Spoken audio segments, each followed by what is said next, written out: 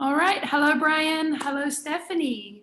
Hey, Hi, Haley. Haley. Hi, Stephanie. Hey, I'm gonna Brian.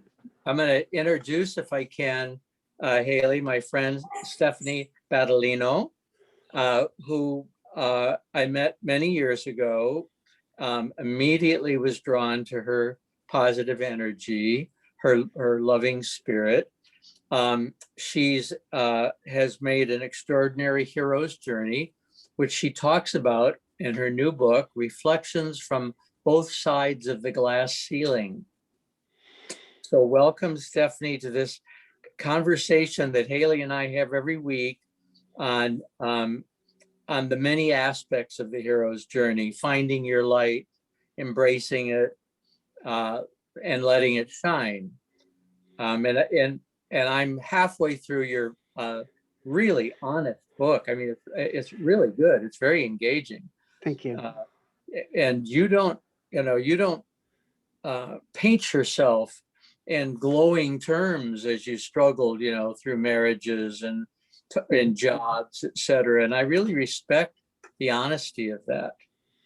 Thank you, Brian. Thank you. And you and Haley, thank you for having me before we even go any further.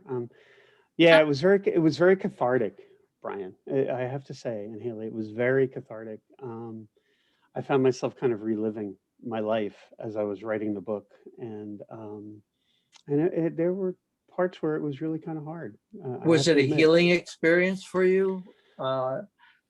Yeah, it was. It was. I always, for those that know me, and you know me, Brian, it's not like I'm never one who's short of opinions or wants to say something, but as I went through it, I was like, yeah, this is really kind of going back, and because I really had to think about the stories I wanted to tell. I mean, and Brian, you know this from going through the book as you have so far, that it's really it's a collection of stories, and that's kind of how I kind of weave through everything. And it was hard. It was cathartic, though. It was very cathartic. So the big story is that Stephanie is the first person, first executive, but first person at New York Life to transition or realign, depending upon one's preferred language, on the job. And you were married 3 times in biological male form, and Yes. and you have a son. I do. Who I'd love to have you talk about, but the unique story is one, owning your female identity, and having the courage to claim it, which is extraordinary. And Haley, before I keep going, I think both of us would like just if Stephanie would talk a little bit about that journey, and like, when did you decide that I've had enough, I have to be myself? Sorry, Stephanie, if I can just, so you're still at New York Life now, right? So you're still. I retired. I retired 2 years ago. Yeah, when I moved out to California. Yeah. Okay. And right when you went a redhead.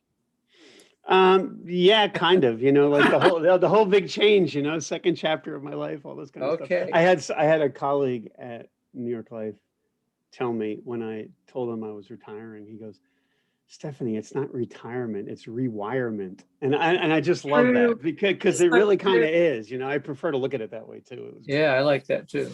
Yeah. And are you fully retired, or are you consulting, or? Yeah, I am. I have a company, an LLC called Follow Your Heart, which I founded about 5 years ago, 6 years ago now, probably 6 years ago now. And that was my side hustle. That was an outgrowth of my coming out at New York Life. And that's there was a, and I really see the work that I do in the trans workplace inclusion space as very much a calling. And so that was my side hustle for a while. I had to kind of put it aside, quite honestly, because it became very physically and emotionally and mentally draining for me to be living in both worlds. So I stepped away from it for the last couple of years of my corporate life, and now that I've been retired, I've been just jumping right into that. The book is a big part of that, and the speaking and the training and the consulting work that I do and having it is really what I do now, and having the flexibility to do it on my own terms, and kind of achieve a bit more of a balance in my life has been real important. But that's kind of how the second chapter is starting, I guess. How are you a different person? I mean, if I had met you prior to your transition, how are you different besides your appearance? Well, I'm happier. Yeah. I'm very much happier. I was happier from the moment that I decided to live my authentic life and live my life as the person I've always known myself to be. But because I ran from my light. I ran from my transness and I talk about that in the book. I mean, I ran from it because a lot of it for me was all about shame, guilt, and denial. And for me as a baby boomer in my generation, the vast majority of folks that are trans identified in my generational cohort, they've transitioned later in life. Not all, but most, I would say. And so, what that means is for me, I lived 4+ decades really kind of dealing with shame, guilt, and denial, and running and denying my true self. And you reach a point where for me, it was like, I can't do this anymore.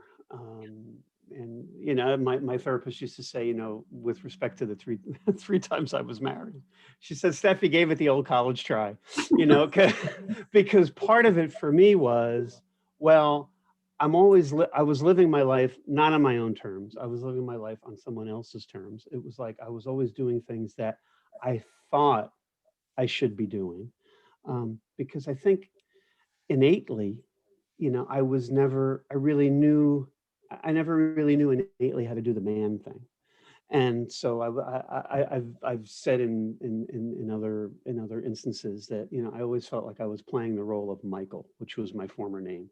I never, I had to learn by observing other males in my life how to be a male. And it was kind of an outgrowth of that then became just kind of living to make sure that I kept the lie and the facade in place. And being married was a great way to hide, quite honestly. And that's, and I have guilt about that, and I talk about that in the book with respect to, really not being honest with the women that I married, because I couldn't bear to be honest with myself. And that was hard.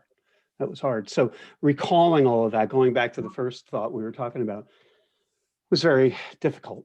But I'm glad I did it. And I think, I think there is a measure of healing and a measure of letting go now that I have done that. When did you start running from, or I think a better word would be, when did you first have that realization that you were playing the role of Michael? Pretty early on, really. I mean, when I was a kid, I was raised in a very conservative, very blue collar, very Roman Catholic Italian American family, and in a town called Kearney, New Jersey. Literally within sniffing distance of New York City, about 7 miles away, on the other side of the Meadowlands, and so that really framed a lot of how I reacted to things. And so when I felt that I was clearly different, and a lot of that had to do with like wearing my mom's clothes and on the sly, I was like, this is not what other kids that are 7 years old or 8 years old are doing. And so I, thought that, God had made a mistake and there was something very wrong with me. And I could never let anyone know about this. God knows what would have happened, I mean, conjure up any really horrible outcome. And that's kind of what was, flowing through my mind at the time. So yeah, the grand facade, the big lie started then. And, through and it kind of grew and morphed over the years as I went into adolescence. I was very, I was gifted with, some modicum of athletic ability. So, I played football, I wrestled, I threw myself into sports. Mhm. And part of that was one of my oldest brothers was a fabulous athlete. He's in the Hall of Fame of his college, Montclair University. And he almost got drafted in the NFL. He was a wonderful football player. So I kind of followed in his footsteps. It's like I said in the book, it's like, well, just add water and stir, and boom, there you go. You've got a male persona that you can follow. And I kind of did that. And that helped me hide. And that's just the beginning of the story, quite honestly. Yeah. Do you remember or do you recall sort of setting, creating who Michael would be and sort of creating a set of values that, it very much resonates with me, sort of creating this role that is safe and allows you to just sort of navigate the world without truly being who you are. So do you recall sort of having a moment where like, right, this is what I want to do as Michael, this is who I want to be? Or do you feel like you were just winging it? In the beginning, I think I was winging it, honestly. And then, but you do something so much, in repetitive fashion over time, it doesn't feel like you're winging it anymore. It Right. just becomes a part of what your reality is. And then I realized, well, it's working. I have friends. I can go to the, as a kid, I could go to the playground and my friends are there, and I get picked first or second for the team when we're choosing sides, and so I became like one of the gang. And so I guess I don't know how conscious I was of it, but I think I realized on some level, okay, this works for me. Yeah. And and I can go off and continue on with my life and kind of push things and compress the other side of me down into this little box in the darkest recesses of my closet, kind of thing. Yeah. And then and then 4 more decades of that. You talk about escaping through pot also when you were younger. I mean, you smoked a lot of pot. I did. Yeah. And have you found out from your talking with other people who identify as transgender whether drugs and alcohol was an issue in their life too? Because it has been for a lot of gay people. And I'm wondering if that's also true with transgender people, that alcohol and drugs became an escape. Oh yeah, I saw that a lot. And where I saw it was really kind of came to the fore for me was in my when I joined my first support group, which was, I'm fast forwarding now to like 2004. And I realized, being in support group that, people were there because they were dealing with their gender issues, but they also had a lot of other things going on. And yeah, there were people that were dealing with various degrees of addiction. And for me, it was always kind of recreational. I guess very recreational. And and I tried lots of other things in college, dropping acid and things of that nature. I mean, how formulaic could I get? Dropping acid and going to see the Grateful Dead in concert. But yes, that is exactly what I did. And but yeah, and that's where I really saw that, and I remember our group facilitator, who became a good friend of mine during that part of my journey, cisgender woman. She said to me, she said, Steph, she goes, the people that are here, they don't just have gender issues, they're dealing with serious mental issues as well, whether it be bipolar or being clinically depressed, that sort of stuff.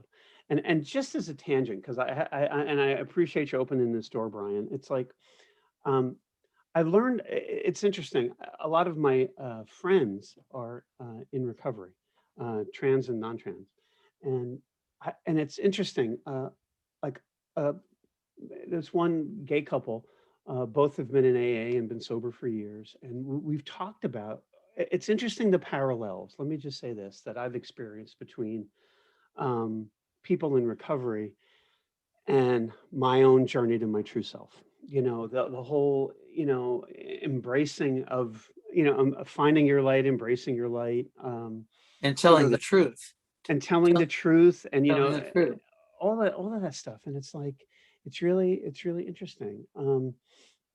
My brother is an alcoholic, and did it later in life, and he and I had some issues with my coming out. You know, we were estranged for a bit, and we're okay now. He lives on the other side of the country from me. He and my sister-in-law, and but I think he came to a better understanding of me and my journey through his own journey of recovery, and that really kind of sealed the deal for me in terms of, you know, the parallels that I thought were there for sure. Yeah.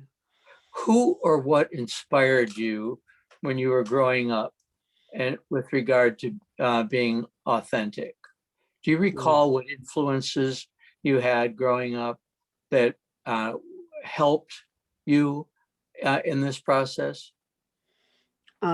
If I had any influences, well, none jump right out at me, to be honest. Not transgender necessarily, you know, Yeah. that's unlikely, but Oh, just yeah, yeah, yeah. people or books or stories or songs that inspired you and helped you through this process. Hmm.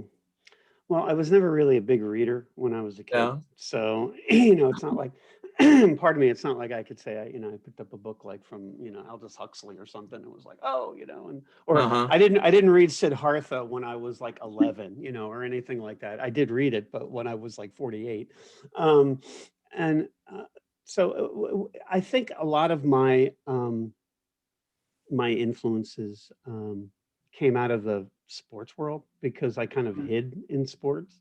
I mean, for the longest time, I had a I had a poster of Bruce Jenner Mm-hmm. in, you know, in full Olympic regalia, you know, winning the decathlon at the gold medal at the Olympics on my bedroom wall, because that was, you know, that was the pinnacle of achievement in the sports world.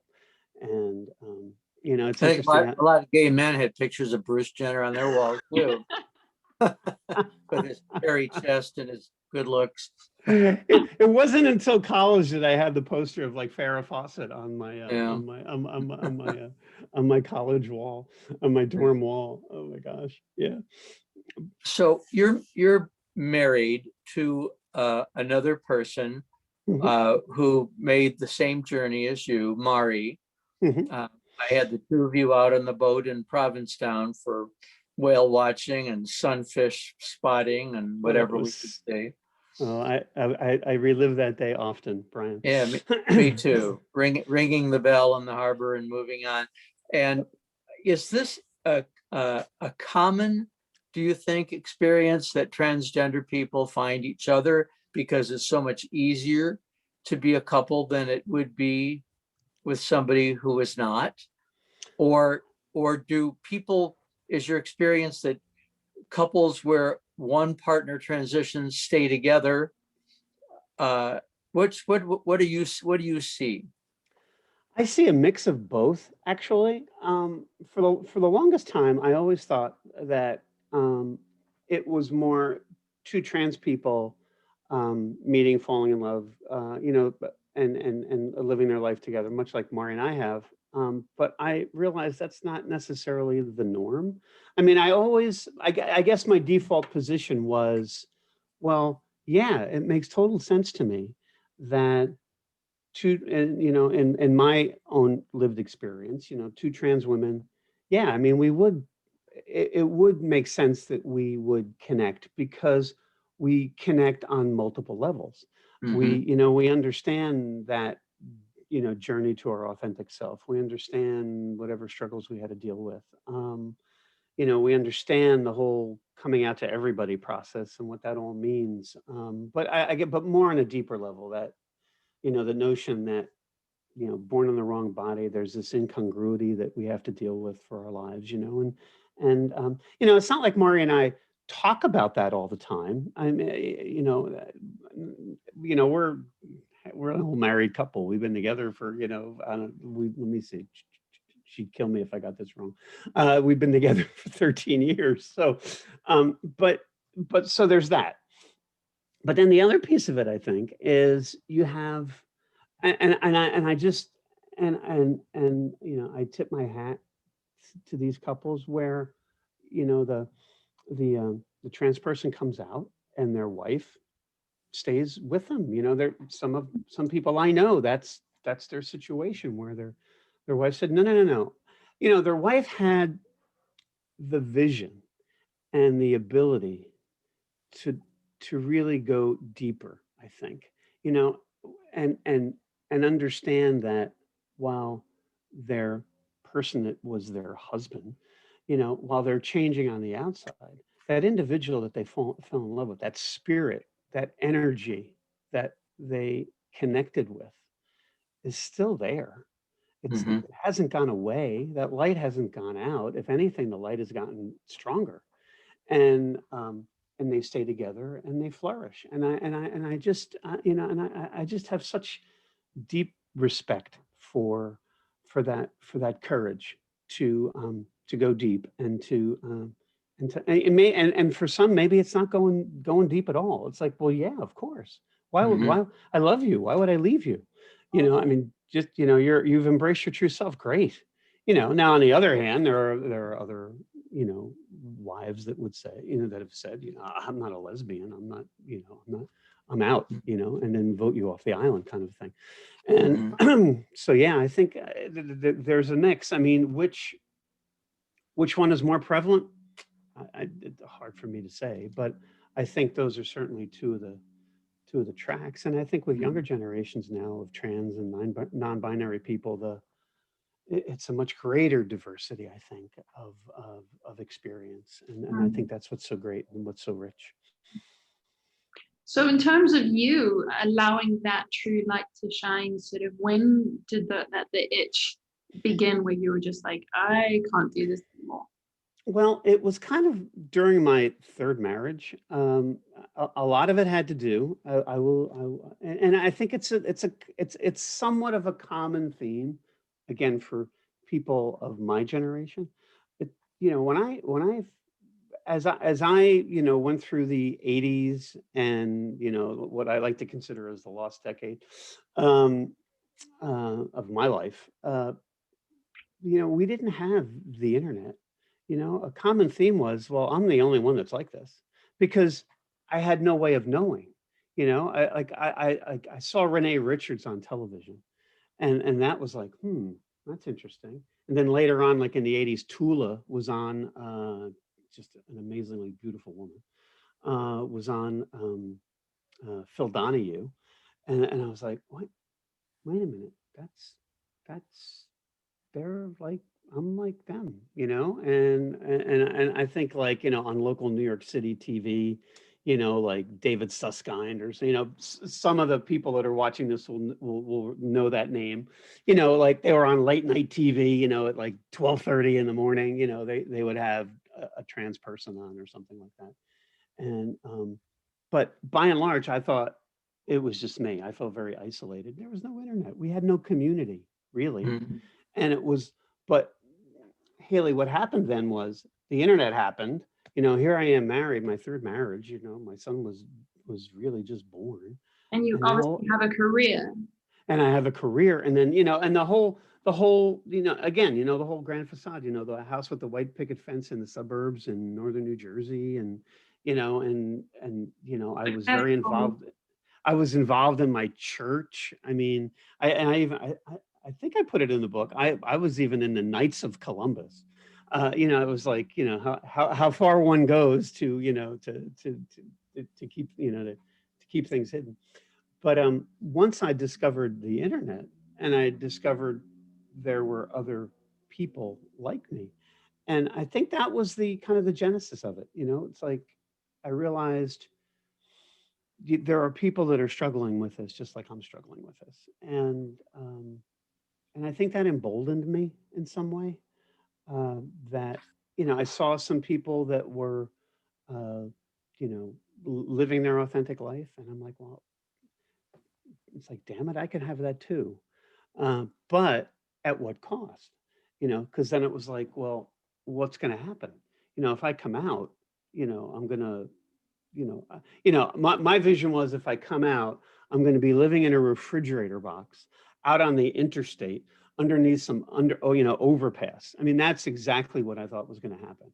And, well, it didn't go down that way, but that's really how it all started for me is when I found community. And, and as I say in the book,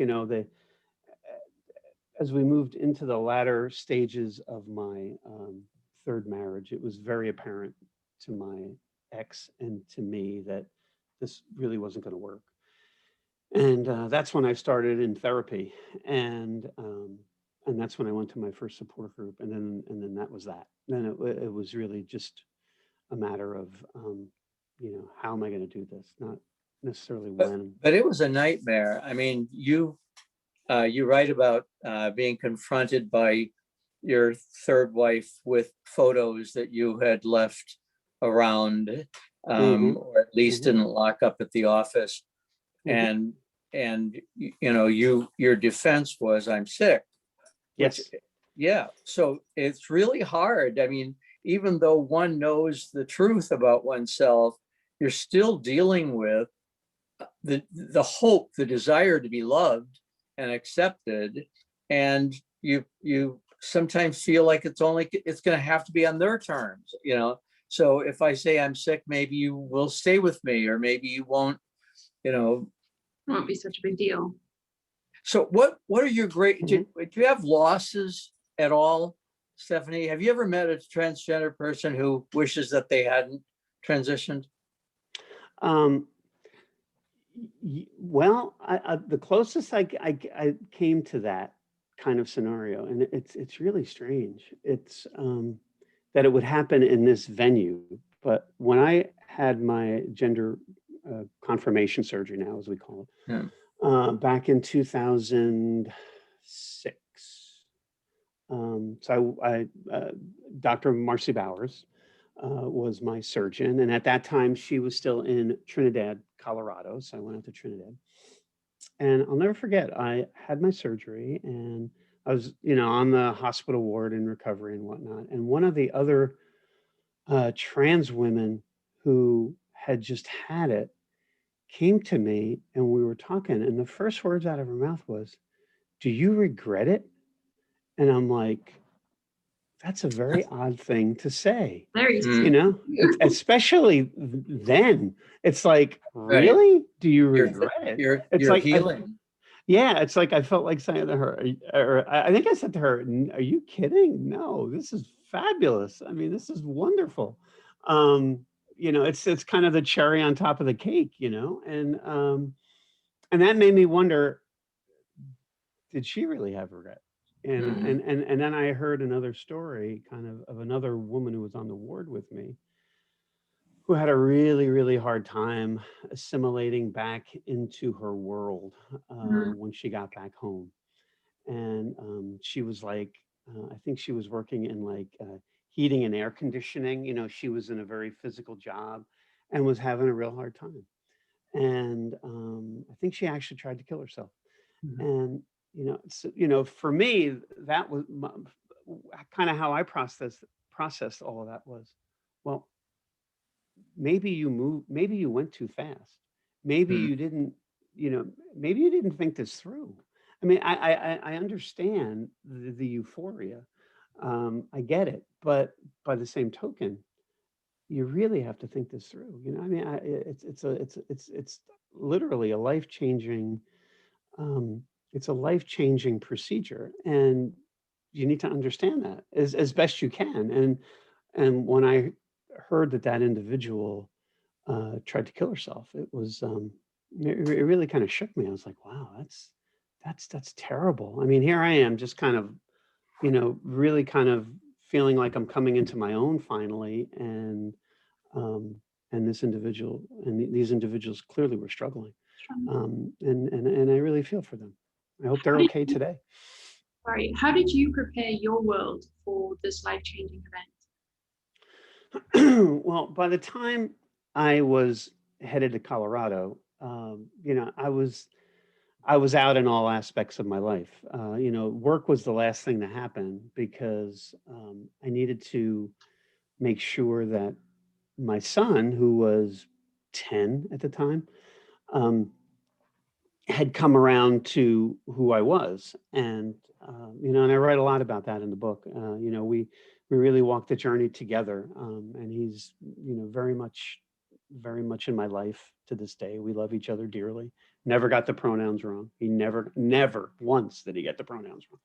And not that that matters all that much, really, in the grand scheme of things. But that really was a big part of it. You know, I needed to make sure that he was okay. You know, and we saw a therapist, and he actually saw the therapist. I didn't, and you know, talked to him about, you know, what I was going through, and in a way that on a level that a 10-year-old brain operates. And so once that all kind of fell into place, then I was able to come out of work. So that's why that was the last piece of the puzzle. So by the time I got her, so as soon as I came out of work, it's funny, I was, you know, like a month late, like 2 weeks later, I'm on the phone with Dr. Bowers going, okay, it's time to schedule my surgery. Because I knew that's where I was headed. I always knew that's where I was headed. And, you know, in my own particular experience, you know, I try as best I can throughout the book to let people know that, you know, this is not the way it went down for Steph is not the way it goes down for the majority of trans people. You know, some who want to have surgery can't because they can't afford it, or they're not working, or they're working at a job where they don't have health benefits. You know, that, and it's all of that. So, but, a lot of younger people today are choosing not to have surgery. Am I correct? I mean, they'll do hormone therapy, but they're sort of embracing their body as it is, and saying, you know, you can't tell me what my body needs to look like in order for me to be female. Am I right with that? You're absolutely generational. Yeah, it is very much so. It, you know, for excuse me, for me, you know, that was all I knew. That was, I always knew, just innately, I knew that was going to work for me. But you're right. You know, and it is a bit of a generational thing, I think. But yeah, a lot of people are saying, you know, I mean, the big things are, you know, it's up to each individual. It's not a requirement. And a lot of people are going, no, I like my body just the way it is. Thank you very much. And I don't need to go through this, and yay for them. I think that's wonderful. I mean, you know, embracing your light and embracing your true self, you know, looks very different. It looks as different as there are individuals of trans experience. How would you have reacted when you were trying to figure out what to do if you had learned about this new non-binary expression that people are saying, I reject even the notion of male and female. I'm not moving towards one. I am what I am, and neither of them are male or female. That's right. Am I basically right with the non-binary? Yeah. So, yeah. So do you feel like, I know that, you know, your generation and I mean, we're the same generation, that and we had characters in some books. I mean,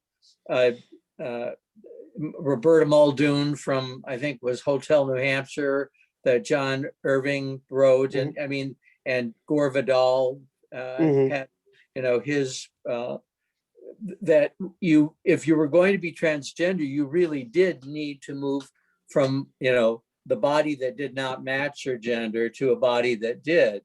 But so maybe you wouldn't have, maybe it's a question you can't answer, but have you ever thought about how you might have responded to this non-binary thing?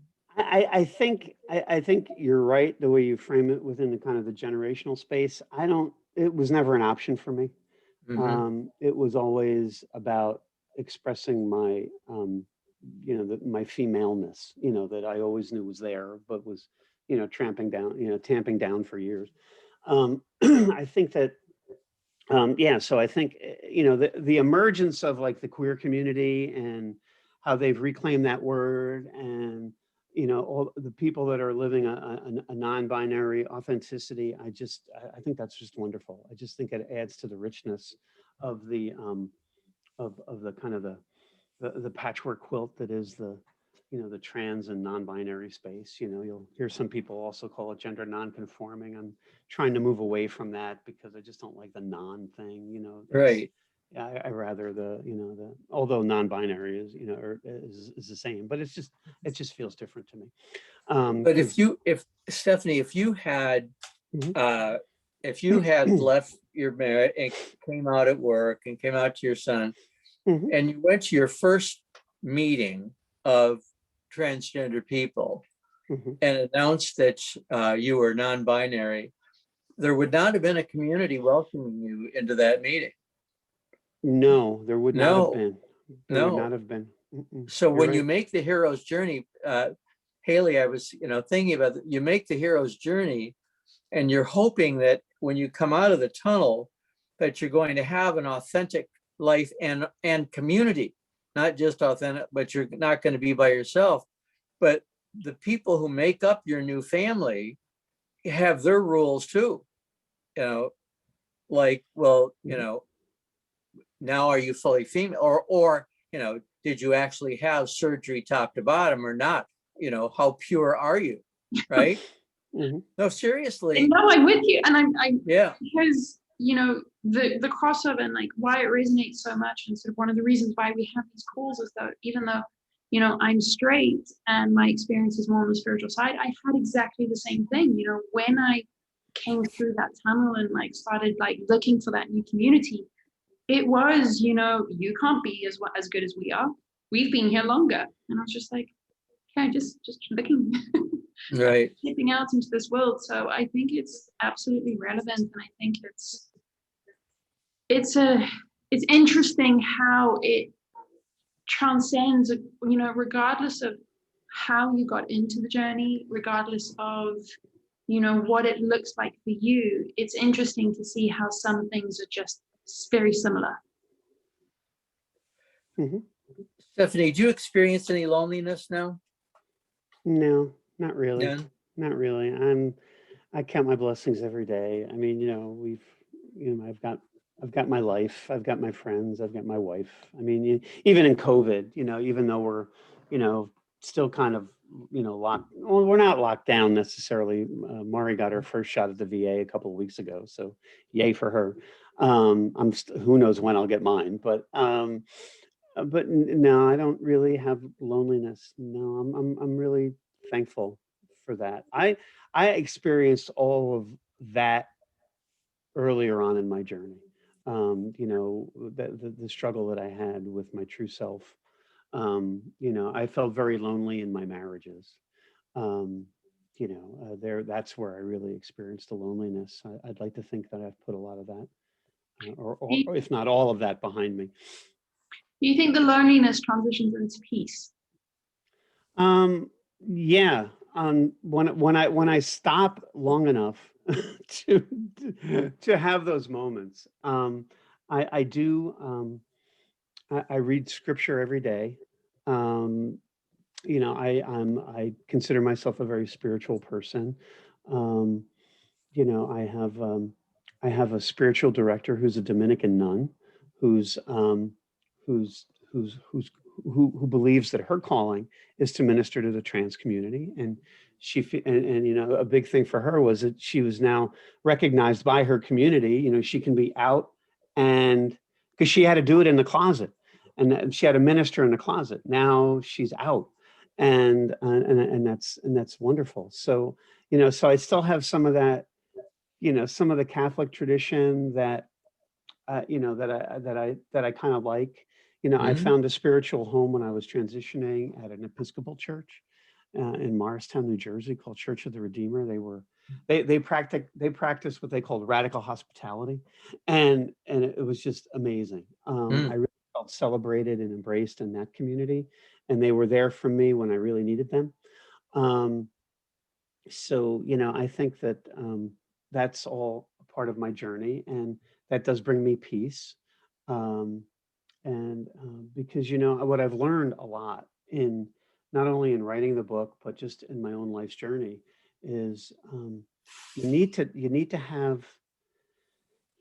sometimes you just need to step off the gas and park the car on the side of the road and take a deep breath and practice self-care, and because it strengthens you for the continuing journey. And I have to tell you, I need to get better at that. I mean, that's something that I practice, I try to practice, and I need to continue to do that so that I can um, make sure that I have balance in my life. And my spirituality brings a lot of that Mhm. balance to me. Mhm. Yeah.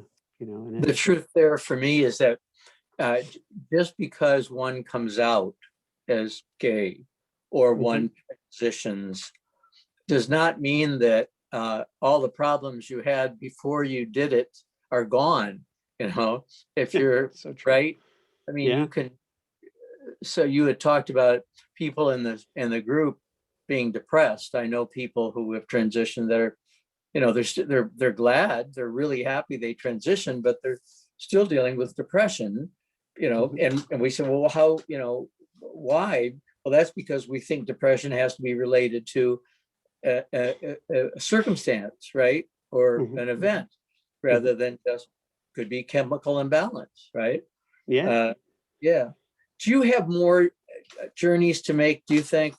I mean, I was talking, the reason I asked this is that when Hayley and I first started talking, and we talked about, and you should know, Hayley really believes when she started talking with me, she feels that lesbian, gay, bisexual, transgender people have a lot to teach others because of the journey that we all have made in Mhm, affirming ourselves. And I agree with that. Uh, but I also said I think being gay is only part of my light, right? And Yeah. I've mhm. talked about it and let it shine because I felt called. That was my calling to do. Um, but I feel like I have more journeys to make. Do you have that inkling yourself, or do you feel like you're coasting now in your rewiring stage? Oh no, I'm far from it. I Yeah. think this is just the tip of the iceberg. I always used to think, and this is years ago. Was I used to journal a lot. I don't journal much anymore, but I remember when I would sit and reflect, and I always remember thinking, I just feel like there's something big around the next corner. Hmm. And it was just a sense that I had, and I never really thought, I just felt it. And I'm like, maybe it was aspirational. Maybe I was just trying to convince myself that there was, but, kind of just to deal with the current reality of the time, and the stresses of raising an adolescent child and being a single parent and, well, co-parenting, but, all that stuff. But now that I am, an author, who would have thought? Um, I just feel like the horizon is now I've turned that corner, and the kind of the horizon is opening up in front of me. Right. And because I'm doing what I always, when I say this is a calling, I really mean that. I mean, a lot of people talk about, well, my, diversity and inclusion and all this stuff. It's my passion, and I get that, and I don't discount any of that. But for me, it's a deeper feeling. It's rooted in my own embrace of my authenticity, and that's why it's a calling for me, and I'll continue to do this as long as I can. It's like, I talk with my publisher, and he's like, you should start thinking about that second book. I'm like, oh my God, we don't even have the first book out the door yet, and second book. But it's like, but I think it's uncovered something, another path for me that uh, that I'm excited about that I didn't know was there previously. So yeah, I mean, we're just revving up the car here. Yeah. Let's go. Because there's still work to be done. That's the thing. Mhm. If I can just, I just want to be real about the context. There's still work to be done. There's still education to deliver. There's still understanding to be created. There's still acceptance to be nurtured. And I thought somewhat naively when I first became involved in activism that a lot of the things that I was talking about, what I thought companies needed to be aware of for trans inclusion in the workplace, it would, it would fade over time because more and more companies would get hip to the vibe. Well, what I'm realizing now that I'm able to jump into this with both feet, now that I've, left corporate, it's very much not that at all. Mhm. There's still so much, there's still so many companies that are just like, and organizations that are just like floundering. They're just like, what do I say? What do I do? What's up with these Mhm. pronouns? Oh my God, da, da, da. So, so yeah, there's still work to be done, and there's room, and the one thing I had written notes, and the one thing I do want to mention is, there's strength in there's power in our stories. Someone told me a long time ago, you don't have to do much to contribute. You just have to raise up your own voice and Mhm. tell your story. And Mhm. and there's room there's room for everyone Mhm. in doing that. Someone once told me, I remember saying, well, is there room in the sandbox for me, for my voice? And he looked at me and he laughed. He said, Steph, it's not a sandbox. It's more like a beach. Mhm. There's plenty of room for everybody. Mhm. And because the more that we raise up our own voice, we're raising up the voice of others. And I think it's True. just it's a perpetual thing. So yeah, so that's a big part of, you know, what's down the road for me too, I think. Yeah. That shapes it. Stephanie, from your experience, sort of going through this transition while you were still in corporate, and very Mhm. much speaking of like you kind of had the opportunity to see both sides of that ceiling. Mhm. Where do you feel like any of your work now is in, being able to highlight and share sort of what you experienced? It is, and I'm glad you brought that up, Haley, because the book that is the book today is not what the book was when I started writing it. Believe it or not, 4 years ago, um, almost five now. And so, part of my being able to kind of step back, from the corporate world and kind of reflect on what my journey was like, what it made me realize was there was more to the story than just my coming out story and the struggle and all of that stuff.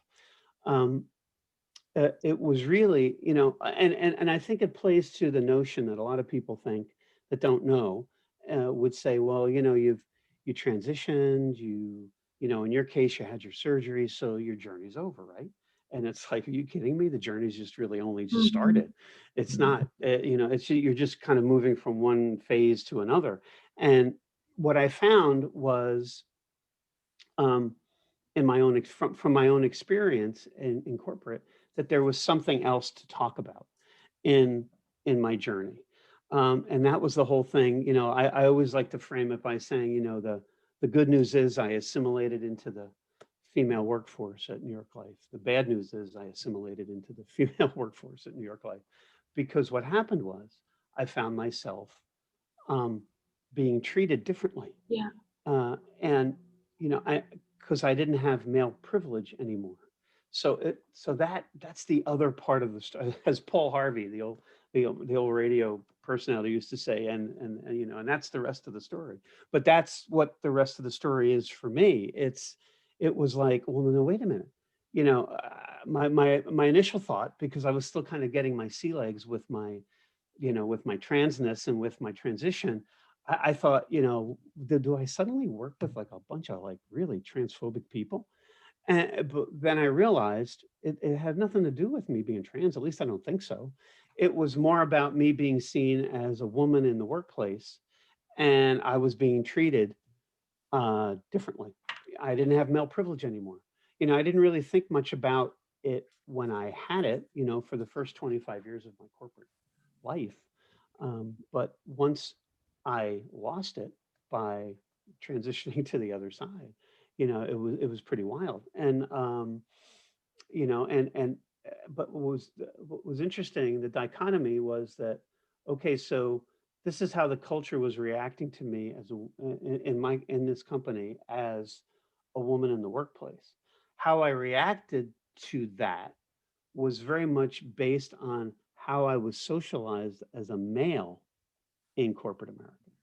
So I did things like defend myself rather vociferously. And, you know, like the Italian in me, I guess, right? Among other things. But, you know, and I had some of my cis female colleagues come to me and go, what did you just do there? And I tell a story in the book about that. And I'm like, well, I defended myself. What are you talking about? I could never do that. I'm like, Yeah. what do you mean you could never do that? Well, I was not raised that way. That's, I don't know. It was like, she didn't use these words, but it was like, I don't have that skill. That was not something that was taught to me or um, what was shared with me as something that was expected of me. And that was, it kind of blew my mind, you know? And I think the other story too, so here I am, you know, I'm writing this book and then I realized, boom, I'm like, you know, I'm not just talking about gender identity. I'm Yeah. talking about, you know, gender inequality, the gender divide, you know, and that's where the whole glass ceiling kind of metaphor came into play, because that's really true. And in my instance, you know, and I think it's a very topical thing for today, because we have so many other voices, like, dare I mention her name, J.K. Rowling. You know, there are a lot of voices out there that are saying, oh, you know, trans women are not women. Well, yes, we are, first of all. And I have an awful lot of cis female colleagues back at New York Life that embraced me as one of their own, and kind of enlisted me in their own way in the fight for gender Yeah. equality in the workplace. So don't go telling me, forgive me for getting just a little righteous, you know, so don't go telling me that I'm not a woman because you can't get past my biology. That's bunk. And I would use a stronger word, but I'm not going to do that. But so that is all part of that other story. And I just feel very blessed and very fortunate that Yeah, I mean, I'm able to tell all of that in the space of the book. I think it's incredibly unique that you have that perspective. And I worked in corporate and I left corporate mostly because I didn't have a voice. I got so frustrated that I had to be quiet in a meeting because men had the voice. And even though it was my meeting, I wasn't Mhm. allowed to say, hey, you've spoken enough. I had to let them carry on talking. And, you know, the pay inequality, that was why I left corporate. So I think it's beautiful that you have both aspects. And I think, you know, I would love to hear more in terms of, and I know that we're out of time, but hear more in terms of what you saw and how you now live with that. Because with all of these experiences and sort of seeing both sides of the table, you still have to live with it. You Mhm. still have to find out where you are in that and sort of, you know, steady yourself, find your balance to be able to say, all right, this is who I'm going to be in it now. Yeah, and you're right, because at the end of the day, and I point this out in the book, at the end of the day, whatever it is that you're dealing with, Steph, you know, in all of this, the company still expects you to, you know, to execute the responsibilities of your position. And so you know, I still had to do that. I still had to, you know, put my son through college and, you know, and all that kind of stuff. And that played into me keeping my mouth shut a lot when I'd rather would have rather done something other than keep my mouth shut, but I had to. And you're right, and I think, now that I'm out of corporate and I'm doing what I'm doing and I'm raising my voice up and I'm hoping that I'm creating more conversations about this from arguably a rather unique position, that it's going to bring more light to the struggle that cis women have been facing in the workplace for years. Because again, just like what I was saying before, I was naively thinking, well, there women have made such great strides in corporate America, and they're greater representation and da da da da. And it's like, no, they haven't. I mean, maybe they have a little bit, but there's still so much more to go. And it so varies by culture, I think, by the company. I'm a big kind of student of culture. I think when I was in MBA school, I had an organizational behavior class, and that kind of like blew my mind, and I kind of became a student of culture. And yeah, and because every company has a different culture, and that's the context within which all of our work happens. And that's going to gate the amount of change that one is able to kind of promulgate in the corporate space. And it's just, so there's so much involved in continuing that story and continuing to raise up those stories, so people can can So act upon them and make a difference. Yeah, that's part of, so that's part of the whole journey for me as well, I think, and at least I hope so. The book is called Reflections from Both Sides of the Glass Ceiling, by Stephanie Battaglino. Yes. The G is silent. The G is silent. And if you would like to pre-order the book, which I would love for you to do, just go to my website, which is stephaniebattaglino.com, and you'll see right on the front page, there's a place you can click and pre-order, and I would love for you to do that. And if you want me to sign it, just send me a note, and I'd be happy to do that too. Awesome. Thank you so much, Stephanie. And I'd love to, the time always goes so quickly when we It does. Oh my God. But I would love to maybe set up a second part to this where we do specifically talk about sort of what now, like the next phase. And, I think it's applicable to all three of us, sort of how are we preparing to shine our light in all those new, unique ways in order to, step up for the work that is ahead. I would love that, Hayley. Thank you. Thank you very much. I would love that. And Brian, thank you. Thank you for your time today. It's been such a thrill. For joining us. I'm really glad that you said yes.